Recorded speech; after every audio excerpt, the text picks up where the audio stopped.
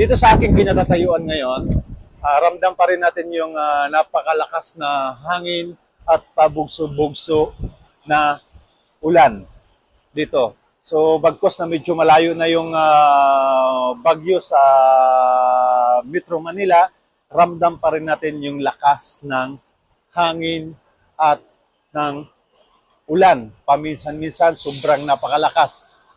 So nandito tayo ngayon sa Barangay Fairview Evacuation Center.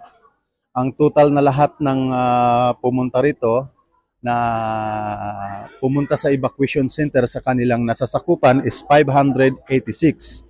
So 288 yung lalaki at 297 yung babae. So mga Muslim rito na mga binabaha. Makapanayam ngayon si Ma'am Marivic, siya yung head ng ano?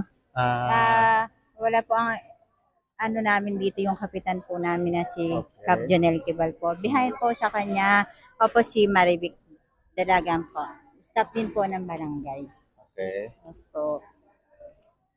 So ma'am, ilan yung total ng tent natin lahat-lahat? Ang tent po natin is 36 lang po 36. yan. So Opo.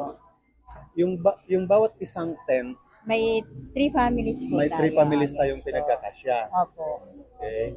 Kaya total dito is nandito sa atin lahat is 586 yung Yes po, total opo. individual. Individuals po natin, Yes. sir.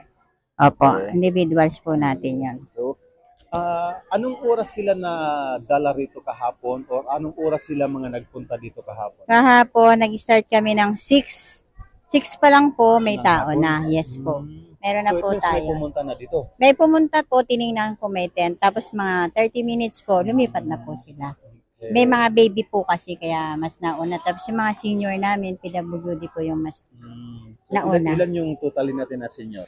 Ang senior po natin ay, nung kanahapon, Medyo mas marami rin. opo, Okay. yung senior namin. May breastfeed, lactating po namin, may 2 din po. Solo parent namin, actually kanina may 2 din po kami. Okay. Ma'am, pangalan na lang po at saka sa barangay. Yung kahit name mo lang. Marivic Dalagan po.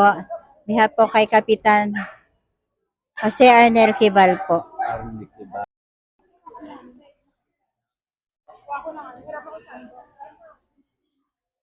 Sabi natin ngayon si Ma'am Annalyn, isa sa mga residente ng Fairview at nandito ngayon sa Evacues.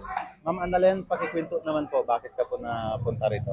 Kasi po kagabi lumakas na po yung hangin at saka ulan. So, lumikas na po kami kasi mahirap naman po lumikas na kasagsagan na ng may tubig na po. So, Flood prone po ba yung area ninyo? yes po. Saan ba kayo? Sa Maymulabi po. Opo, sa Pamanay. Yes, katabi rin natin si Ma'am Marivic. Yes po, good Sasabihin morning natin po kay ulit. kanya. Binigay na niya sa atin lahat ng mga total ng mga evacuees dito at patuloy naman nilang inasikaso.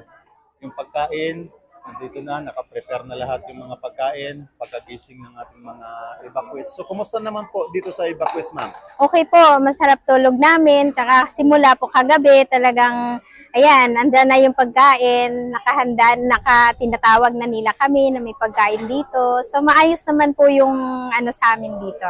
Okay. Masaya po. Message na lang po ano sa ating mahal na kapitan at sa ating mga staff ng barangay. Ayan po. Sa kay Kuya Cap Juniel Kebal po, maraming salamat kasi naasikaso po kami ng maayos.